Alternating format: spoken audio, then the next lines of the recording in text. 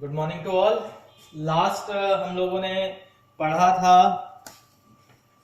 Bio medical waste के बारे में। आज हम लोगों की स्टडी होगी standard operating procedure for vacutainer colour code, यानी जो हमारी वैक्यूटेनर या सिरिंज से लेने के बाद हम जो ब्लड सैंपल डालते हैं, तो जिस कलर कोड में हम लोग डाल रहे हैं, कौन से वाइल में डाल रहे हैं, उस वाइल का क्या कलर है। आप सबने देखा होगा कि वाइल का जो कलर है उसकी कैप से डिफाइंड होता है। जो ये वाला पोर्शन है कैप, ठीक है, ये डिफाइन करता है कि आपका कलर कोड क्या होगा। वाइल सारी सेम ही ट्रांसपेरेंट कलर की रहती है। जो कैप है उसकी उस कलर कोड को जानेंगे कि कौन सा कलर कौन से एंटी कोगुलेंट को डिफाइन करता है, यानी इसका कौन सा कलर कौन से एंटी लेंट को डिफाइन करेगा।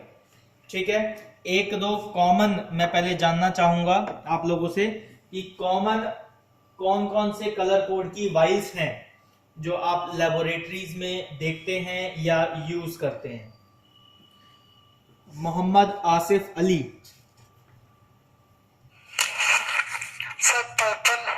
Purple,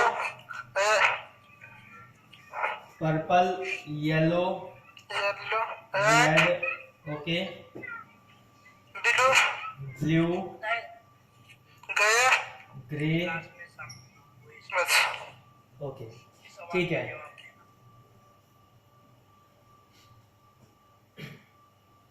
Anjali Rajput. Yes sir. जो इन्होंने पर्पल कलर बताया, पहले तो ये बताइए कि पर्पल ही होता है या लेवेंडर बोलते हैं हम उसको। सर पर्पल पर्पल ही होता है। पर्पल ही होता है, या लेवेंडर नहीं बोलते। सर लैवेंडर तो रेड वाली को भी बोलते हैं। लेवेंडर रेड वाली को बोलते हैं। एक बार आप लोग सब लोग जो ये एग्री करते हैं कि पर्पल की जगह लेवेंडर बोला जाता है, वो तो ठीक है। जो नहीं करते, एक बार गूगल में साथ ही साथ में सर्च करके देखो कि लेवेंडर का कलर क्या होता है। पर्पल होता है, इसको डीटीए बोलते हैं।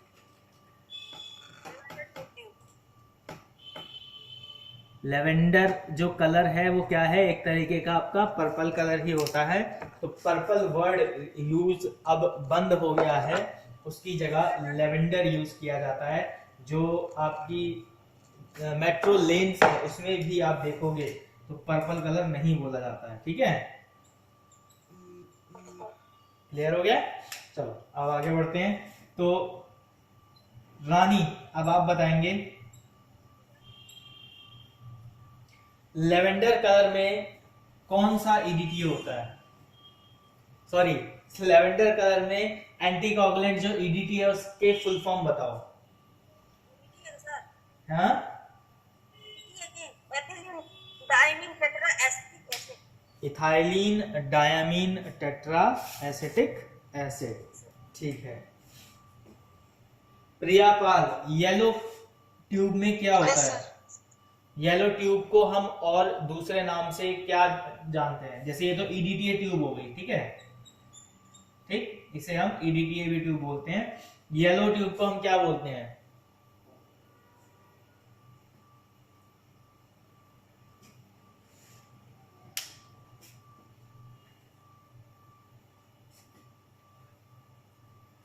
सर आवाज क्लियर नहीं आ रही। येलो ट्यूब को हम और किस नाम से जानते हैं। Gold top. Gold top. और क्या होता है gold top.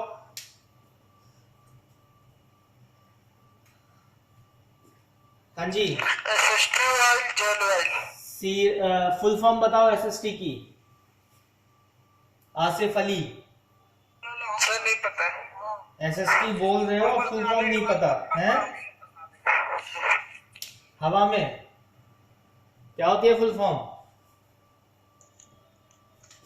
Serum separator tube. Serum separating tube क्या होगी। Serum separating, serum separating tube. ठीक है। निधि, रेड वाली वाइल को हम किस नाम से जानते हैं?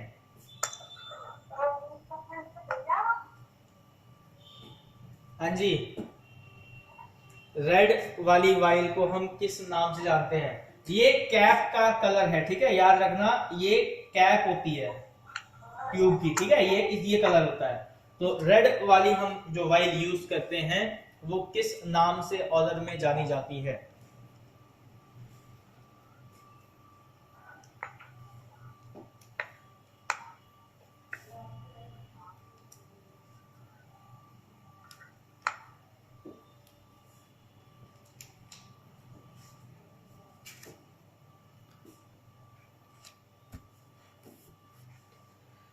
आशा,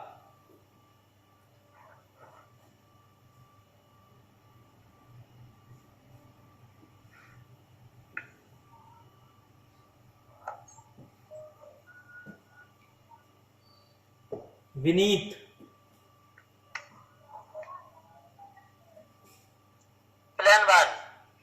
प्लेन वाइल। और भी कोई नाम होता है? Asif Ali, no sir, only plain vial. ठीक है। इसके अंदर कई ट्यूब में आपने देखा होगा वाटर जैसे पार्टिकल्स रहते हैं। किसी ने देखा या नहीं देखा? पहले तो ये कंफर्म करो। देखा है। तो हम इसे क्लॉट एक्टिवेटिंग ट्यूब भी बोलते हैं, CAT, clot activating tube.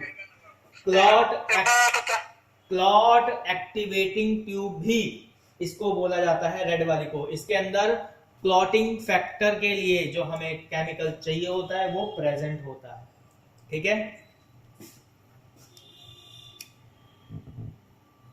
Okay, आगे है ब्लू कैप्ड वाइल। विनीत, जी सर। इसको अदर किस नेम से जाना जाता है, ब्लू कैप को? सर ब्लू की तो सर ईडीटीए भी वाल आती है सर, ब्लू कैप की। ब्लू की EDTA भी आती है? हाँ सर। पीटी सर, पीटी आती है, PTINR। PTINR, स्पेसिफिक, ये स्पेसिफिक क्या होता है इसके अंदर एंटीकोगुलेंट? आसिफ अली,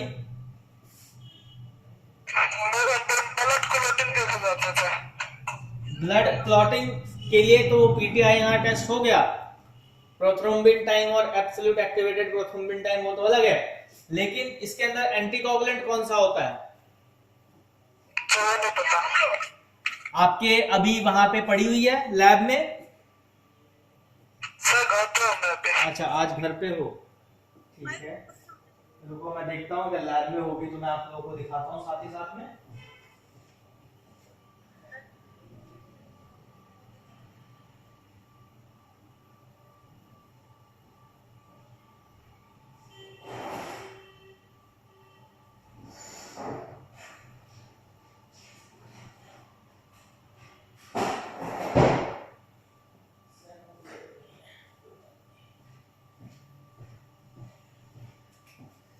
आप लोगों को बैक स्क्रीन पे दिखाने की कोशिश करता हूं। क्या होता है?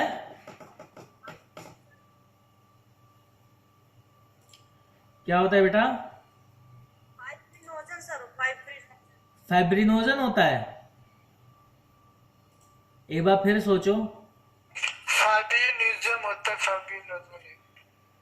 एक बार फिर सोचो, कौन सा एंटीकोगुलेंट होता है उसके अंदर? EDTA नहीं होता। EDTA दिमाग से निकाल दो कि EDTA मिलेगा तुम्हें इसके अंदर। क्या होता है? सीरम।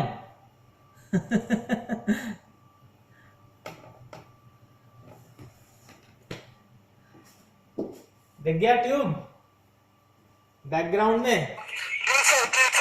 अरे सर ये नीला कलर कहाँ है सर इसका बाल का? कैप का कलर क्या दिख रहा है इसका? ब्लू है, स्काई ब्लू। हाँ तो स्काई ब्लू है सर, नीला बता रहे हैं सर आप। तो ब्लू में अब डार्क ब्लू बोलोगे या स्काई ब्लू बोलोगे? स्काई ब्लू बोलो सर ये।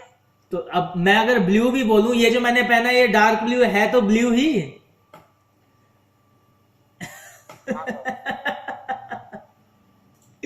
भाई अगर मैं ब्लू बोल रहा हूं और बात चल रही है लेबोरेटरी की, तो इतना तो कॉमन सेंस दिमाग में लगाना है। ये ब्लू कलर बोला जा रहा है तो यहां स्काई ब्लू की ही बात की जा रही होगी, कोई और कलर की बात नहीं की जा रही होगी। ब्लू तो ब्लू है, चाहे वो डार्क। अब स्पेसिफाई करोगे, अब अगर मैं यही बात करता हूं मान लो डस्टबिन में, तो वहां पे भी तो हम ब्लू करते हैं, वो भी ब्लू है, यहां पे भी हम ब्लू यूज करें, तो कहां पे किस टॉपिक की बात की जा रही है? साफ लिखा हुआ है कलर कोडिंग की बात की जा रही है, तो स्काई ब्लू की ही बात की जाएगी। चलो खैर, तो स्काई ब्लू में क्या होता है? सोडियम, क्या होता है? Sodium citrate. अब आया जी विनीत जी समझ में? ईडीटीए नहीं होता है जी सर। सोडियम सिट्रेट रहता है। और ग्रे कलर में क्या, ग्रे कलर ट्यूब में क्या होता है? कौन सा एंटीकोगुलेंट होता है, या किस अदर नेम से हम जानते हैं इसको?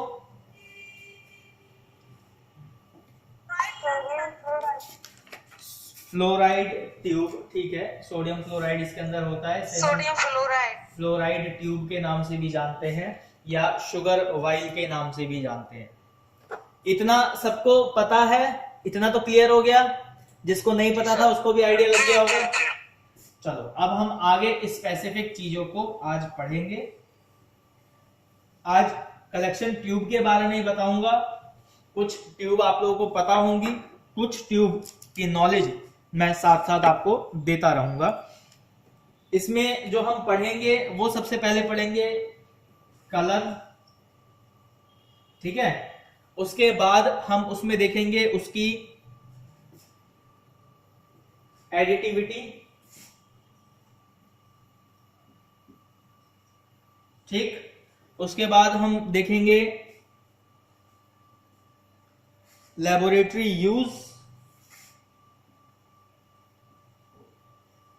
एडिटिविटी दो टाइप में डिफाइन होगी, ठीक है। एक तो उसके अंदर क्या चीज प्रेजेंट है, मतलब कौन सा एंटीकोगुलेंट प्रेजेंट है, और उसमें कौन कौन से सब्सटेंस है साथ में, ठीक है। मतलब कोई चीज, वो एंटीकोगुलेंट बेसिकली क्या वर्क करता है, उस एंटीकोगुलेंट का क्या वर्क होता है, वो क्या काम करता है। एडिटिविटी के अंदर हम ये दो पार्ट पढ़ेंगे।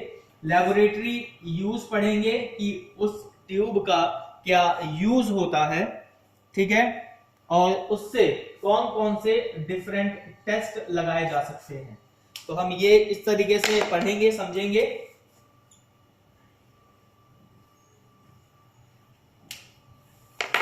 तो सबसे पहले बात करते हैं येलो की, ठीक है। तो येलो को आप सबको को पता है गोल्डन टॉप के नाम से भी जाना जाता है, सीरम सेपरेटिंग ट्यूब के नाम से भी जाना जाता है। तो इसके अंदर जो एडिटिव है वो क्या होता है? वो जेल होता है। क्या होता है? एक जेल होता है जो क्या काम करता है? सेपरेशन करने में काम करता है, ठीक है। वर्क क्या आता है इसका? सेपरेशन। अब क्या चीज सेपरेट करता है? तो ब्लड सेल और सीरम को सेपरेट करता है। ब्लड सेल और सीरम को सेपरेट करता है। कैसे सेपरेट करेगा? तो एक डायग्रामेटिकली समझो।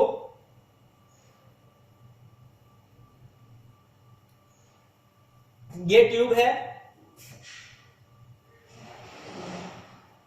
यहां वो जेल है, आपने सैंपल डाल दिया, ठीक है, और ये वो सैंपल आपने डाल दिया इसके अंदर।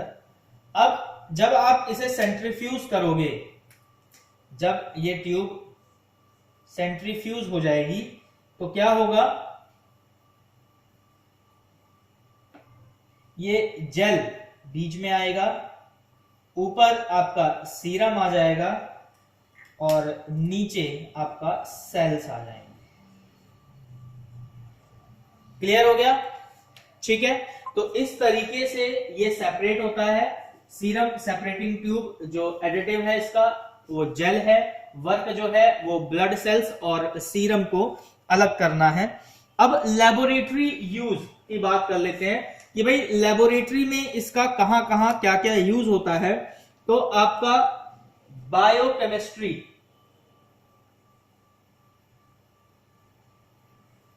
बायोकेमिस्ट्री के जो टेस्ट हैं कौन कौन से, LFT, इलेक्ट्रोलाइट, KFT, LFT और KFT लिवर फंक्शन टेस्ट और किडनी फंक्शन टेस्ट। तो जब आप किडनी फंक्शन टेस्ट लगाते हो तो उसमें इलेक्ट्रोलाइट भी इंक्लूड हो जाता है, ठीक है। फिर आ जाता है आपका यूरिया, क्रिएटिनिन, यूरिक एसिड, ठीक है, और थायराइड, ठीक है, मोस्ट इंपॉर्टेंट थायराइड। तो अगर आप प्रोफाइल की बात करो तो यूरिया, क्रिएटिनिन, यूरिक एसिड भी बोलने की जरूरत नहीं है, सिर्फ आप प्रोफाइल बोल दो। बायोकेमिस्ट्री की जो आपकी लिवर किडनी की जो प्रोफाइल है, साथ साथ में थायराइड प्रोफाइल भी, प्रोफाइल टेस्ट, ये आपके इसके अंडर में लगते हैं। अलग अलग टेस्ट याद रखने की जरूरत नहीं है, ठीक है। इतना क्लियर हो गया। लेबोरेटरी यूज क्या है इसका, तो बायोकेमिस्ट्री टेस्ट के लिए है, और डायग्नोस्टिक क्या लगा है, LFT, KFT, RFT, renal function test या थायराइड प्रोफाइल। क्लियर हो गया? Am I clear? ठीक है, आगे बढ़ते हैं। अब आ जाते हैं रेड पे। ये तो था येलो का। शुगर भी तो लगा सकते हैं, blood sugar random. Blood sugar random आप येलो वाली से नहीं लगा सकते। सब लगाते हैं, हमारे लैब में तो लग भी जाते हैं। आपके लैब में लगता है, एक बार डॉक्टर से पूछना कि सर क्या हम sugar test serum separating tube से लगा सकते हैं। अगर वो डॉक्टर यस बोल देंगे तो मेरी एक बार बोले ना कि सर हमारे टीचर आपसे बात करना चाहते हैं। सर रेड वाली बात से लगाते हैं। अभी रेड वाली पे मैं आया नहीं हूं ना, अभी येलो वाली कवर की है, अब रेड वाली पे आ रहा हूं, तो आऊंगा तब उसके बारे में बात करना, आगे मत भागो।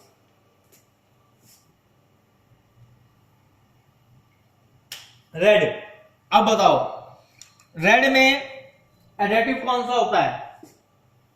आसिफ अली, अब आप ही से पूछ रहा हूं, रेड में एडेटिव कौन सा होता है? प्लेन होता है। प्लेन क्या होता है?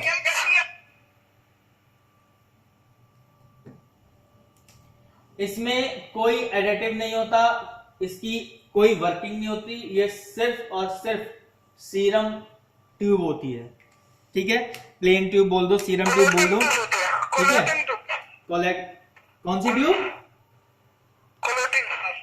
हाँ, कोगुलेटिंग ट्यूब होती है जो क्लॉट करती है किसको? ब्लड को, ठीक है।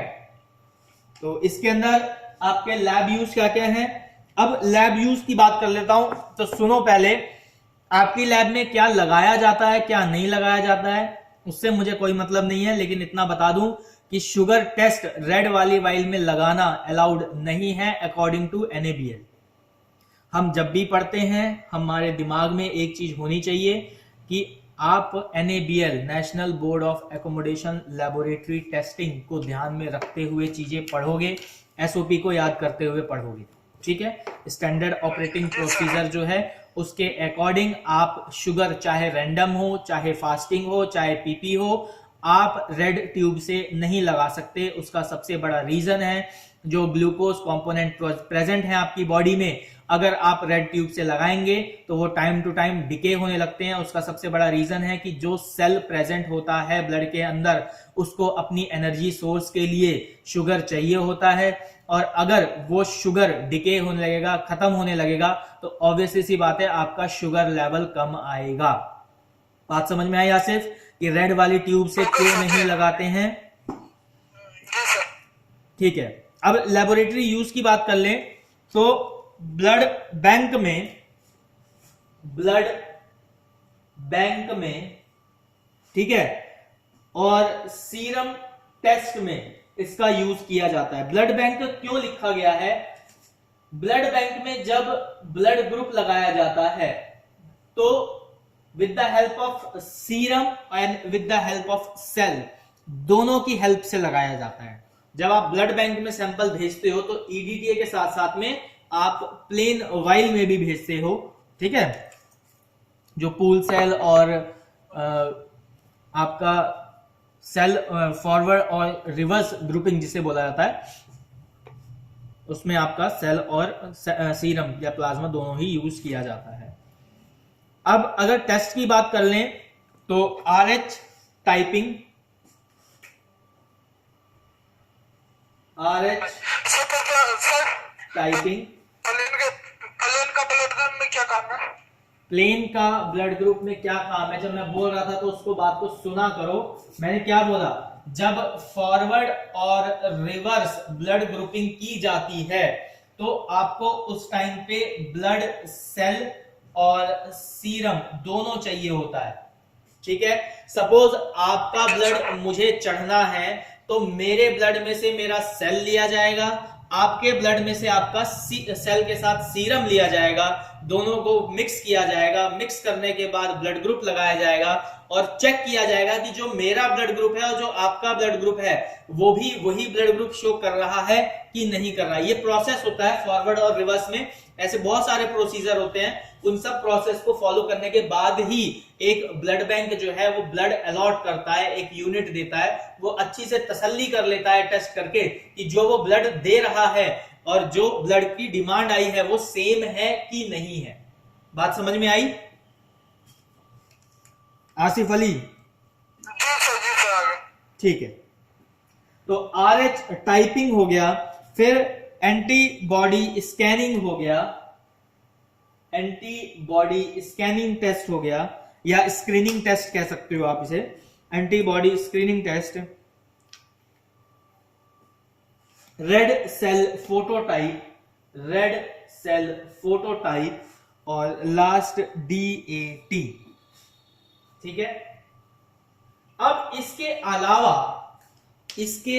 अलावा और भी बहुत सारे टेस्ट हैं जो रेड वाली वाइल से हम लोग कर लेते हैं। तो कौन कौन से टेस्ट हैं? कई जगह आप लोगों ने देखा होगा लेबोरेटरी में बायोकेमिस्ट्री की प्रोफाइल भी कई जगह रेड ट्यूब से ली जाती है। कौन कौन सी? जैसे आपका KFT हो गया, LFT हो गया, ठीक, या एल्कलाइन फॉस्फेटेज हो गया, ठीक। तो ये कुछ प्रोफाइल, थायराइड नहीं लिया जाता, थायराइड के लिए हम येलो ट्यूब का ही इस्तेमाल करते हैं, बट कुछ जो LFT, RFT या KFT के टेस्ट हैं आप उसे रेड कैप में भी ले लेते हैं, आप लगा लेते हैं, ठीक है। जैसे आपका इलेक्ट्रोलाइट टेस्ट हो गया, sodium, potassium, calcium, chloride, fluoride, ठीक है। इतना क्लियर हुआ? अंजलि समझ में आ रहा है? ठीक है। दो कलर के बारे में हमने पढ़ा, अब तीसरा कलर पढ़ेंगे, स्काई ब्लू, ठीक है। दो कलर अभी हम पढ़ चुके हैं, अब पढ़ेंगे हम स्काई ब्लू के बारे में।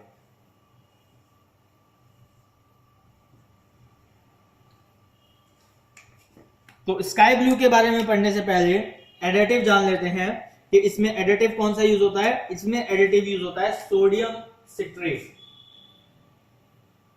कौन सा एडिटिव यूज हो रहा है इसके अंदर? सोडियम सिट्रेट यूज हो रहा है। अब इस सोडियम सिट्रेट का काम क्या है? तो ये क्या करता है, आपके ब्लड में प्रेजेंट कैल्शियम, आपके ब्लड में जो कैल्शियम प्रेजेंट है उसको रिमूव करता है और रिमूव करके उस ब्लड को क्लॉट होने से बचाता है। समझ में आई बात? सोडियम सिट्रेट क्या काम कर रहा है? इसका जो वर्क है भाई, एंटीकोगुलेंट हो गया सोडियम सिट्रेट, काम क्या है? Removal of calcium to prevent blood clotting. Remove करता है किसको? कैल्शियम को। आपके बॉडी में प्रेजेंट कैल्शियम को सोडियम सिट्रेट हटाता है, जिससे आपका ब्लड जो है वो क्लॉट नहीं होता है, ठीक है। तभी आप जब पीटी, पीसी, आईएनआर या एपीटीटी, पीटी लगाते हैं तो वहां पे आप इजीली कोगुलेशन फैक्टर को देख सकते हैं। तो समझ में आया अंजलि? Yes sir. क्या समझ में आया?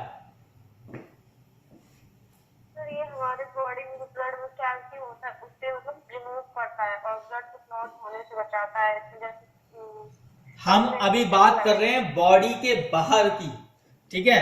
तो जब आप ब्लड कलेक्ट करोगे sky blue colour cap tube में, तो उस टाइम पे क्या होगा? तो उस टाइम पे सबसे पहला काम क्या करेगा कि आपके उस ब्लड के अंदर जो ये ट्यूब है इसमें जो ब्लड पड़ा हुआ है, ठीक है, इसमें जो ब्लड पड़ा हुआ है, सोडियम सिट्रेट क्या करेगा? उसमें प्रेजेंट कैल्शियम को रिमूव करना शुरू कर देगा, जिससे क्या होगा? जो ब्लड है वो कोगुलेट नहीं होगा। याद रखना, हर एक एंटी कोगुलेंट का एक स्पेसिफिक फैक्टर होता है जिस बेसिस पे वो काम करता है।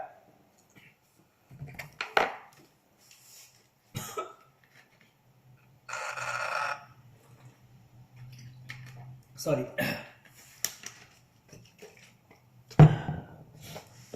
हर एंटीकोगुलेंट का एक स्पेसिफिक वर्किंग फैक्टर होता है जिसके ऊपर वो काम करता है, और उसी बेसिस पे ही आप लेबोरेटरी में उसका यूज और टेस्ट डिफाइन कर सकते हैं। तो दो चीज पता लग गई यहां कि सबसे पहला क्या है, वो कैल्शियम को रिमूव कर रहा है जो आपके ब्लड में प्रेजेंट है। अब इसमें लेबोरेटरी यूज क्या है? तो ये क्लॉटिंग प्रोसेस यानी कोगुलेशन टेस्ट जो है, कोगुलेशन फैक्टर के जो टेस्ट हैं उसमें हेल्प करता है, और टेस्ट के नाम है इसमें पीटी,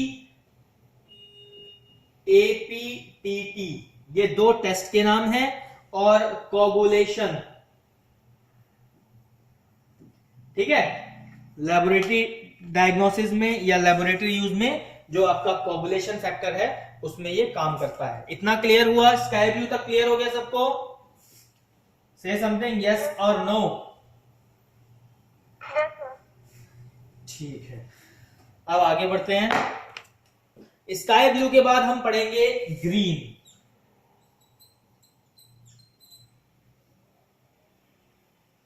तो ग्रीन में जो एंटी कोगुलेंट है, कौन बताएगा? कौन बताएगा? कौन बताएगा? विनीत। किसी ने नहीं बोला कि ग्रीन भी देखने को मिलता है सर लैब में। हाँ जी विनीत जी, ग्रीन के अंदर कौन सा एडेटिव एंटी कोगुलेंट यूज किया जाता है? जानकारी नहीं है सर। जानकारी नहीं है। सर ये तो शायद कल्चर के लिए होता है ना? हाँ जी, और कोई बता सकता है? रानी? सर ये शायद कल्चर के लिए होता है। ग्रीन कल्चर के लिए होता है? नहीं बेटा, कल्चर के लिए नहीं होता है। अंजलि राजपूत टीबी की बात हो रही है। हैं? सोडियम हिपेरिन, सोडियम नहीं होता, लिथियम, लिथियम भी नहीं होता। रानी आप बताओ।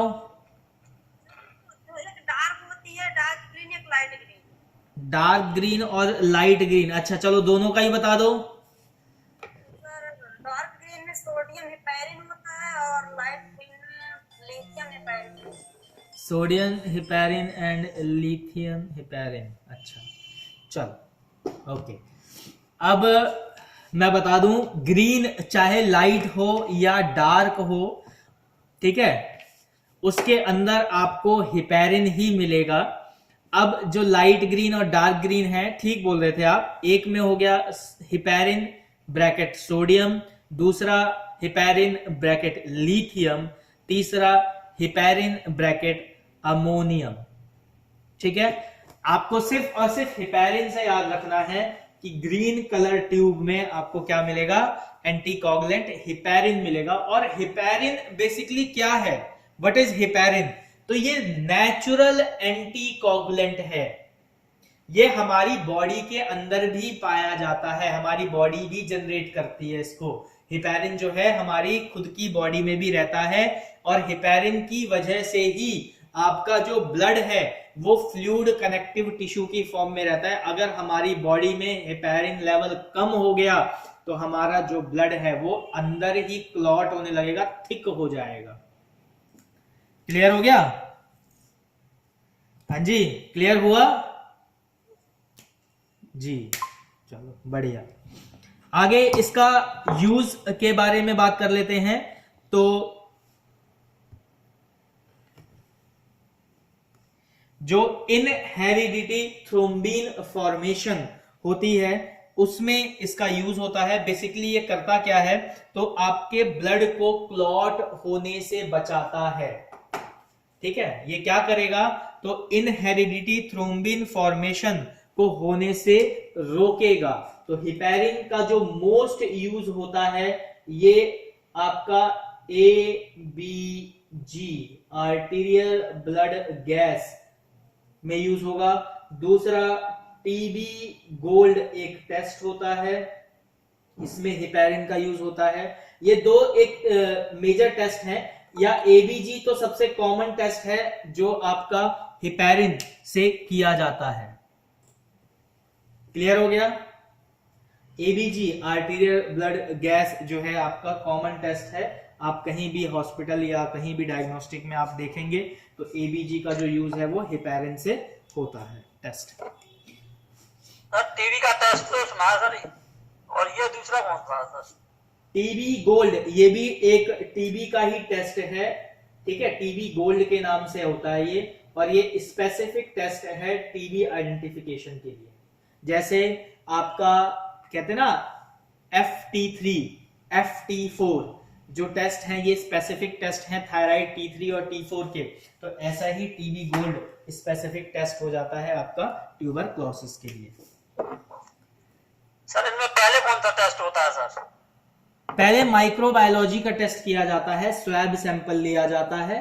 ठीक है, जब वो माइक्रोबायोलॉजी की क्लास ली जाएगी तब आपको समझाया जाएगा। छोटे में समझ लो कि टीबी का सबसे प्राइमरी टेस्ट जो है वो एक्सरे से भी फाइंड किया जा सकता है। टीबी का जो प्राइमरी टेस्ट है वो आपका ब्लड सैंपल से भी फाइंड किया जा सकता है, सीबीसी से भी। सुन लो पहले, अभी मेरी बात सुन लो। ठीक है, और टीबी का जो टेस्ट है वो आपका किससे और फाइंड किया जाता है, तो आपका जो simple GBP formation, sorry GBP कह रहा हूं, सो थ्रोट सैंपल है। ठीक है, स्वैब सैंपल है, उससे भी किया जा सकता है। हाँ, अब बताओ क्या कह रहे थे आप Asif?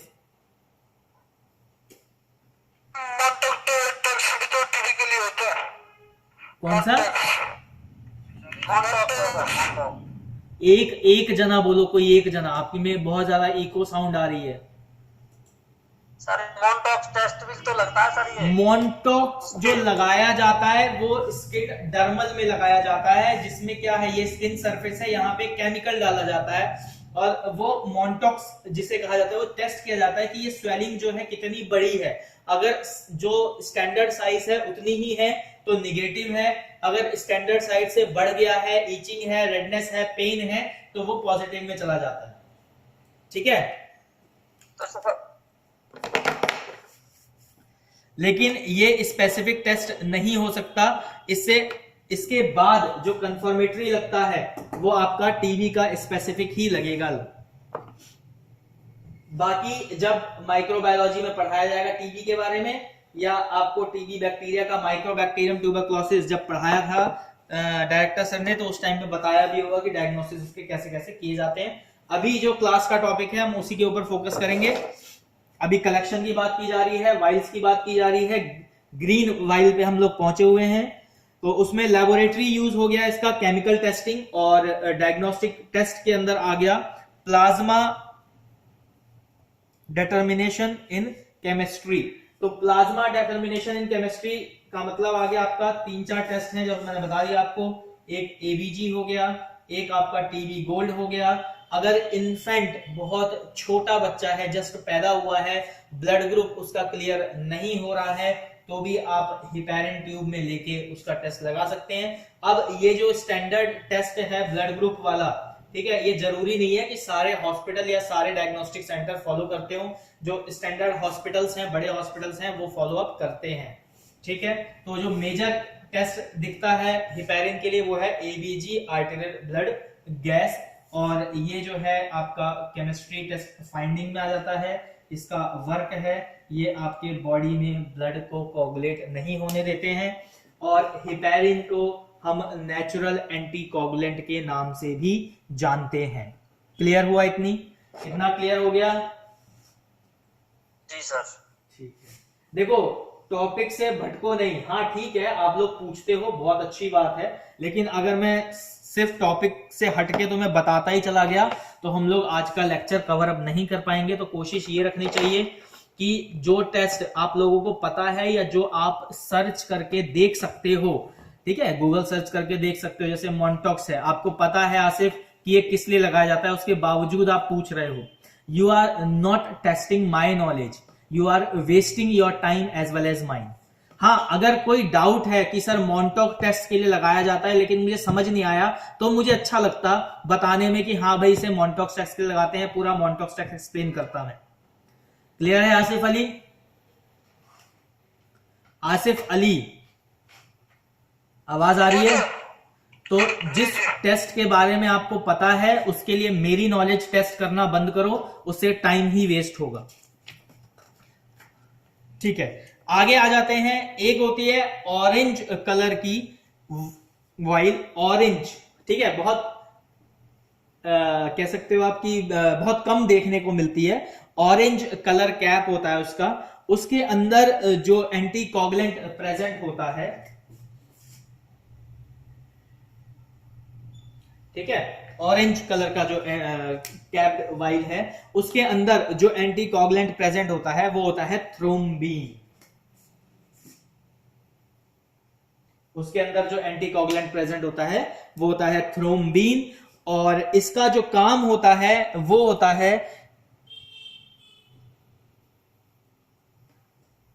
Ads in the clotting process, यानी ये क्लॉटिंग प्रोसेस को फास्ट करती है।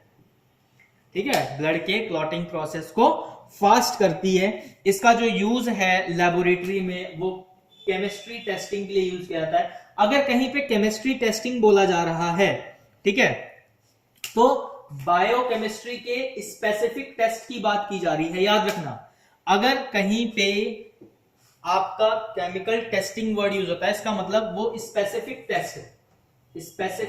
टेस्ट की बात कर रहा है। ठीक, तो इसमें जो स्पेसिफिक टेस्ट है, डिफरेंट टेस्टिंग है, वो है स्टेट सीरम केमिस्ट्री के, ठीक है, स्टेट सीरम केमिस्ट्री के टेस्ट लगाए जाते हैं। बेसिकली सीरम ट्यूब ही है ये भी एक तरीके का। ठीक, क्लियर हो गया? ये जो ट्यूब है आप लोगों को बहुत कम देखने को मिलेगी, आप पढ़ सकते हो आगे, या अगर किसी को और इसकी नॉलेज लेनी होगी तो मैं आपको स्लाइड्स भेज दूंगा, वो स्लाइड्स आराम से आप पढ़ लेना। अभी जो दिमाग जो ज्यादा रखना है वो आपका बेसिक ट्यूब के बारे में ही रखना है, कुछ एक्स्ट्रा जो ट्यूब्स मैं बता रहा हूं उसको भी याद रखने की जरूरत है। अब उसके बाद आ जाते हैं आपका जो है लेवेंडर।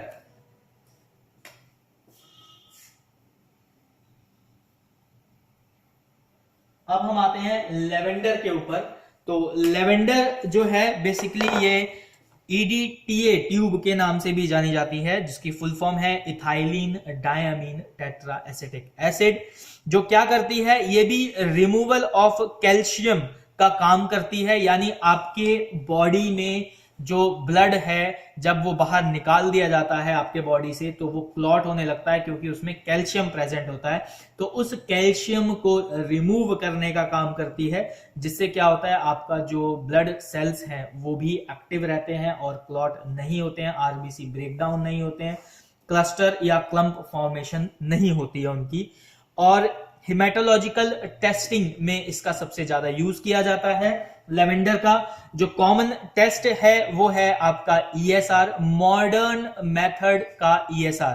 ठीक है, मैं मॉडर्न मेथड के ESR की बात कर रहा हूं। ESR मैं पढ़ा चुका हूं, मॉडर्न मेथड आपको याद होगा, नहीं है तो एक बार दोबारा ESR के लेक्चर आप जाके देख सकते हो।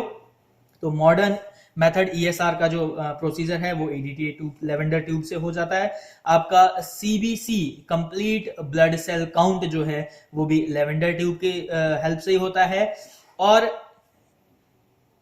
HbA1c जो आपका टेस्ट है, जो एक तरीके से शुगर हिस्ट्री बताता है लास्ट 3 to 6 मंथ की, ये भी आपका EDTA ट्यूब से ही होता है। इतना क्लियर है? जी सर। ठीक है, आगे चलें।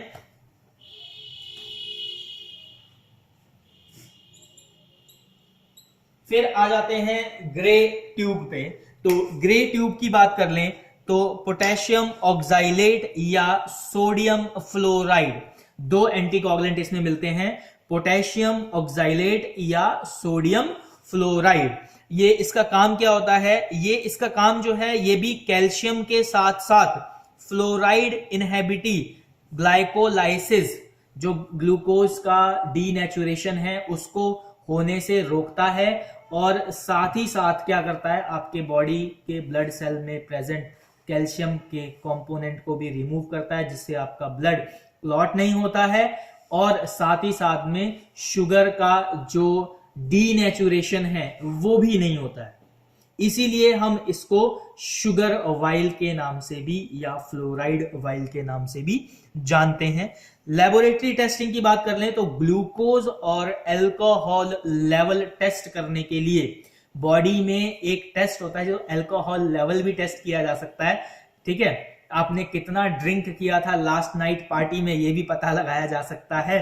तो या ड्रग टेस्ट जो होता है बेसिकली, ठीक, तो ये सब टेस्टिंग भी की जाती है। जो बेसिक टेस्टिंग है वो है आपका ग्लूकोज टॉलरेंस टेस्ट, एक GTT, ठीक है, ग्लूकोज टॉलरेंस टेस्ट, ये भी इसी वाइल से किया जाता है। ग्लूकोज में फास्टिंग हो, पोस्टपेंडेंट हो या रैंडम हो, तीनों टेस्ट ही आपके फ्लोराइड वाइल से किए जाते हैं। इतना क्लियर हो गया? इतना क्लियर हुआ? अब आ जाते हैं ब्लैक।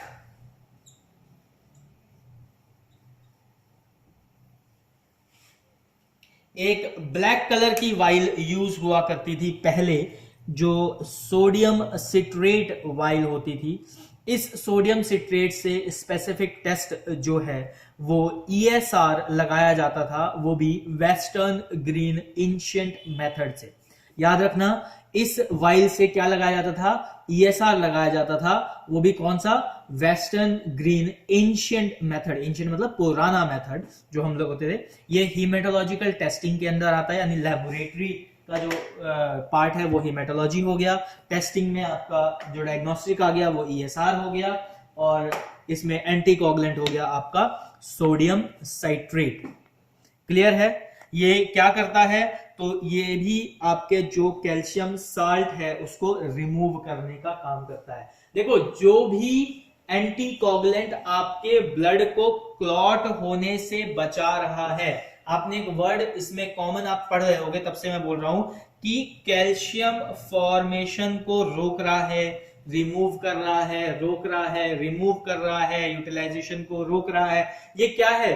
बेसिकली आपके ब्लड को जब हम आपकी बॉडी से बाहर निकालते हैं तो उसके अंदर प्रेजेंट कैल्शियम आपके ब्लड को क्लॉट करने लगता है, जिससे आरबीसी ब्रेकडाउन होने लगते हैं, और एंटीकोगुलेंट का सबसे पहला एक्शन ही उस कैल्शियम के बॉन्डिंग को हटाना होता है। ठीक है, कि वो आपके सेल के साथ बॉन्ड ना बनाए, वो एंटीकोगुलेंट के साथ बॉन्ड बनाए, जिससे आपका जो सेल मॉर्फोलॉजी है या सेल फंक्शनिंग है वो एज इट इज जिस पोजीशन पे है वहीं पे रुक जाए और स्लो हो जाए उसका फंक्शन या प्रोसेस। ठीक है, अब उसके बाद बात कर लेते हैं ब्लैक के बाद एक आती है पिंक।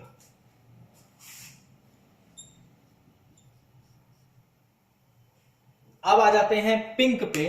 तो पिंक के अंदर जो EDTA प्रेजेंट होता है, ये भी एक EDTA वाइल ही होती है, और इसके अंदर जो EDTA प्रेजेंट होता है वो होता है पोटेशियम। क्या होता है? पोटेशियम। याद रखिएगा, जो पिंक वाइल है उसके अंदर EDTA किस फॉर्मेशन में होगा? तो पोटेशियम फॉर्मेशन में होगा। इसका जो काम है ये भी कैल्शियम साल्ट को, ठीक है, फॉर्म होने से, जो कैल्शियम सॉल्ट है ठीक है, क्या करती है कैल्शियम, जो आपका फॉर्म है कैल्शियम सॉल्ट का, उसको प्रोड्यूस करती है और केमिकल टेस्टिंग में काम आती है। क्या क्या स्पेसिफिक टेस्टिंग इसमें लगाई जाती है, तो इस पे स्पेसिफिक टेस्टिंग लगाई जाती है इम्यूनो हिमेटोलॉजी की और प्रेगनेंसी के कुछ प्रोफाइल टेस्ट आपके पिंक ईडीटीए वाइल में लगाए जाते हैं। कंफ्यूज मत होना, ईडीटीए वाइल अभी तक आपने 2-3 पढ़ ली हैं। ग्रीन में भी आपका जिसमें हेपेरिन और सोडियम ईडीटीए मिल रहा है, इसमें पोटेशियम ईडीटीए मिल रहा है, एक में सिंपल ईडीटीए मिल रहा था लेवेंडर वाले में। ठीक, तो ईडीटीए वाइल में कौन सा वाइल किस चीज के लिए यूज किया जा रहा है वो याद रखना जरूरी है।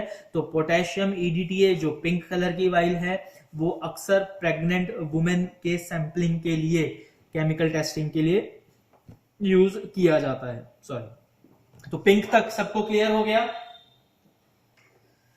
अंजलि राजपूत क्लियर हुआ? Yes sir. Priya Pal clear हुआ? Yes sir. Nidhi Kushwaha clear हुआ? Yes sir. Rani Devi clear हुआ? विनीत कुमार क्लियर हुआ? जी सर। आसिफ अली क्लियर हो रहा है? जी सर, जी सर। ठीक है, आगे बढ़ते हैं। लास्ट, आज की लास्ट वाइल, आज का क्लास खत्म होने के लिए जो लास्ट वाइल हम पढ़ेंगे वो पढ़ेंगे व्हाइट।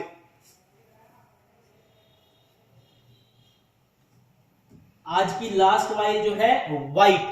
अब व्हाइट आप लोगों ने मेरे ख्याल से अभी तक किसी ने भी नहीं देखी होगी। किसी ने देखी है तो बताओ। No sir. नहीं देखी। तो व्हाइट कलर, जो व्हाइट कलर, कलर का मतलब जब भी मैं कलर बोलूं तो कैप की बात की जा रही है। ठीक है, ढक्कन की बात की जा रही है, वाइल के कैप की बात की जा रही है, ये कैप की बात चल रही है। ठीक है, तो व्हाइट कैप में क्या होता है, इसमें भी आपका पोटेशियम ईडीटीए ही होता है। तो ईडीटीए की अभी तक आपने 3 वाइल्स पढ़ ली, एक सिंपल लेवेंडर कलर में, एक पिंक कलर में और अब एक व्हाइट कलर में आ रही है। पिंक में भी 2 होता है, K2 और K3।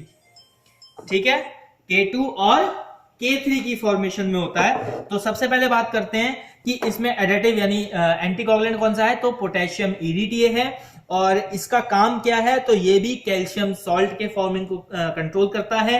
लेबोरेटरी टेस्टिंग में इसका काम है कि आपका जो केमिकल टेस्टिंग है, ठीक, चाहे वो हिमेटोलॉजिकल हो, चाहे वो बायोकेमिस्ट्री से रिलेटेड हो जिसमें प्लाज्मा की जरूरत पड़ती है, दोनों में काम आता है। डायग्नोस्टिक टेस्ट की बात करें तो मॉलिक्यूलर टेस्ट जो होते हैं, यानी जीन जेनेटिक वाले जो टेस्ट होते हैं, जिसे पीसीआर लगाया जाता है या डीएनए टेस्टिंग किया जाता है, वो व्हाइट कलर ट्यूब में उसका सैंपल लिया जाता है, जिसके अंदर एंटीकोगुलेंट कौन सा प्रेजेंट होता है, आपका पोटेशियम ईडीटीए।